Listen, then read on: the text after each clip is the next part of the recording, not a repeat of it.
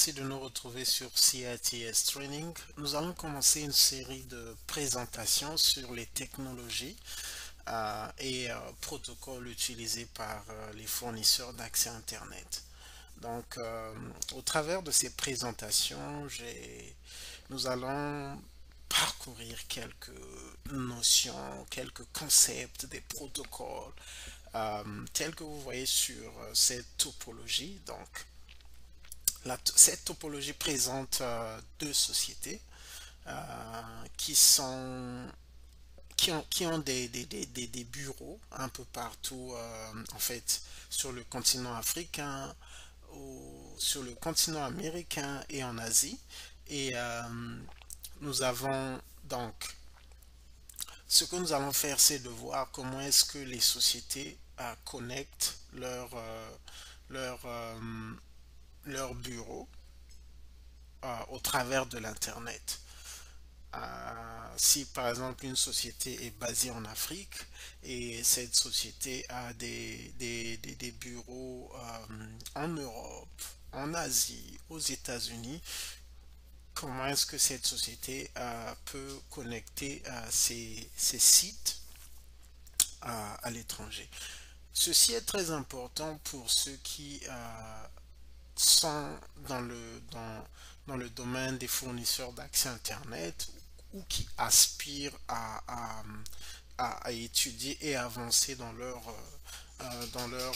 connaissances, mais aussi dans leur carrière. Personnellement, je travaille pour un fournisseur d'accès Internet, donc je suis exposé à des notions, à des protocoles, et j'aimerais profiter de CITS pour partager. Donc, la méthodologie que nous allons suivre, c'est que je vais préconfigurer mes équipements parce que je vous assure que ça prend du temps. Ce que je fais, c'est que pour certaines notions, je dois parcourir des documents, par exemple ces documents de Cisco où je vérifie les topologies, les notions et aussi, le plus important, il y a des configurations aussi sur ces documents. Donc je teste. Le temps de tester, ça prend plus de temps et je ne voudrais pas perdre ce temps lorsque nous faisons nos labs. Donc les équipements seront préconfigurés et ce que je vais faire, c'est que nous allons, par exemple, si nous parlons de MPLS, je vais donner une présentation, mais ça dépend. Il y a des notions que nous ne pourrons pas couvrir en une seule session parce que ce que je vais faire, c'est que les sessions vont, la durée des sessions sera limitée à 15 minutes pour ne pas que ça pèse.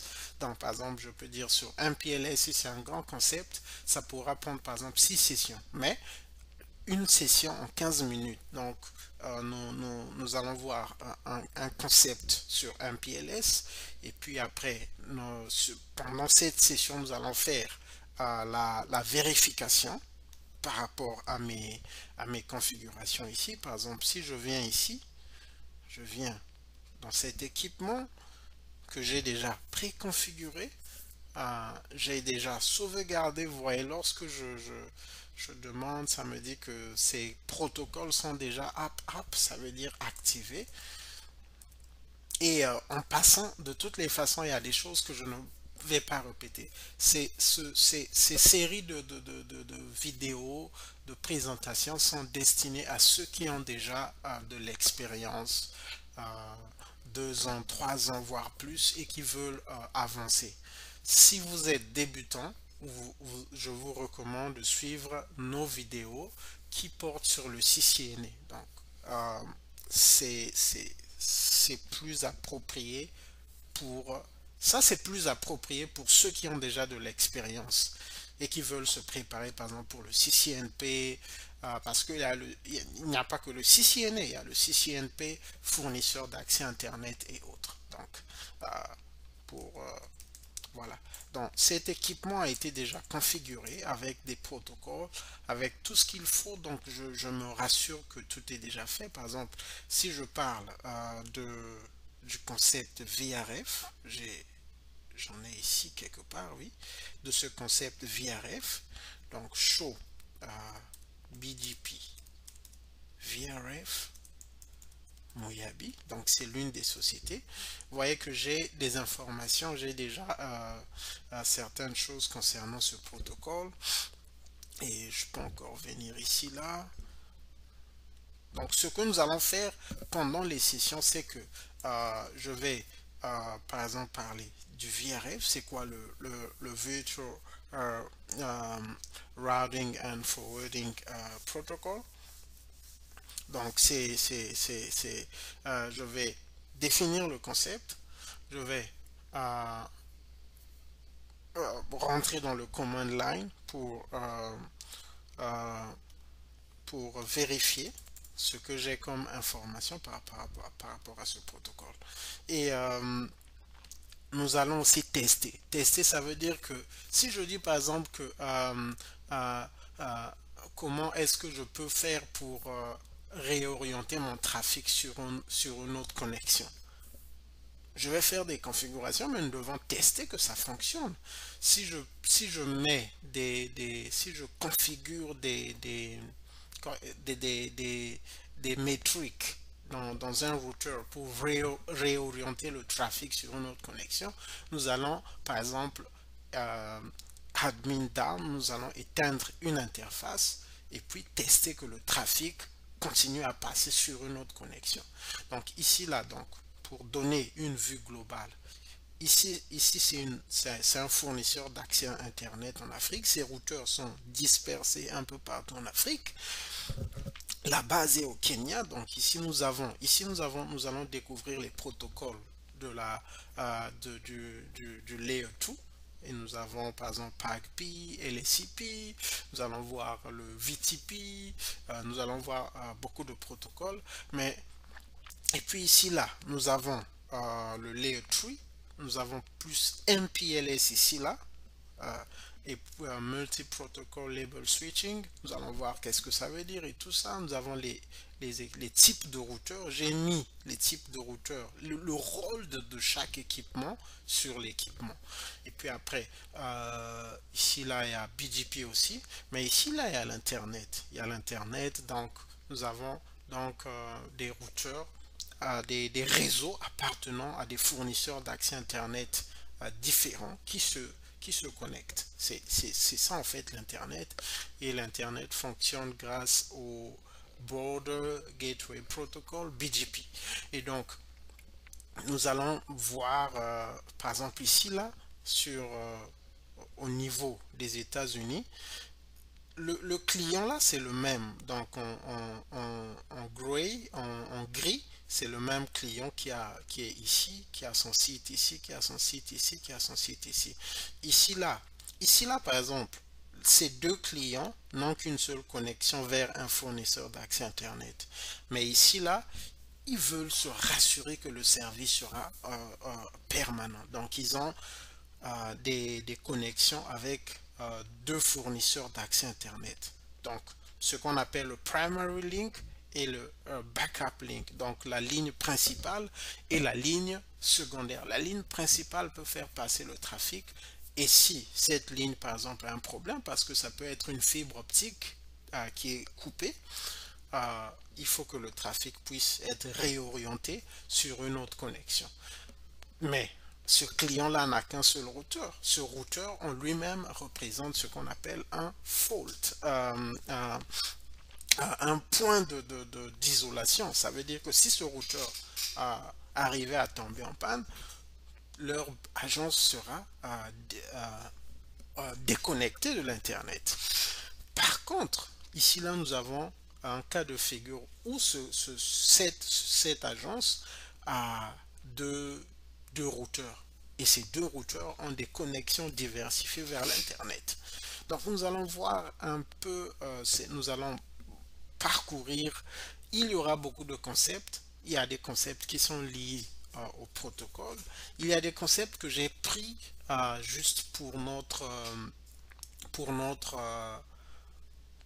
apprentissage. Par exemple, que veut dire le test RFC, le Wave, on va voir, ce sont les équipements utilisés pour le transport. C'est à la première couche. Donc nous allons voir un peu ces protocoles, ces technologies, ces concepts dans le cadre de ces séries de vidéos. Et donc c'est tel que j'ai dit, les sessions vont faire autour de 10-15 minutes. En tout cas, maximum, c'est 15. Je ne veux pas que ça arrive à 20 parce que par rapport à l'expérience, nous voulons juste vraiment rentrer dans le command line, vérifier, faire les vérifications. Par exemple, si je suis ici, au niveau de ce routeur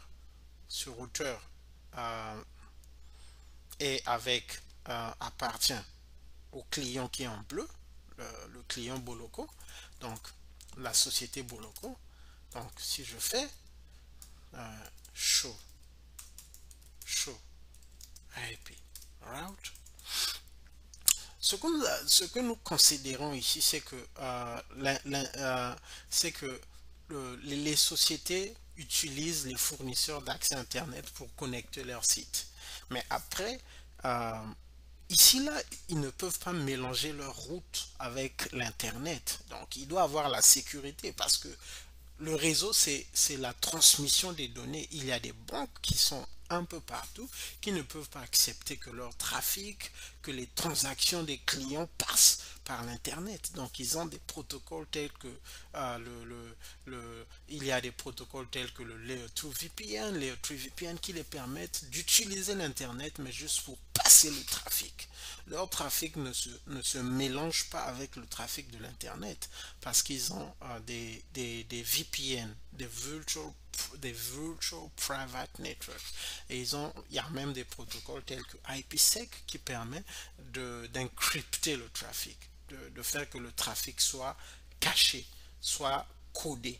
Donc, ici là par exemple ce client est connecté avec ce client. Donc ici là c'est l'internet, mais leur trafic lorsqu'il va traverser ici là, il ne se mélange pas avec le trafic de l'internet. Donc par exemple j'avais le routeur 13.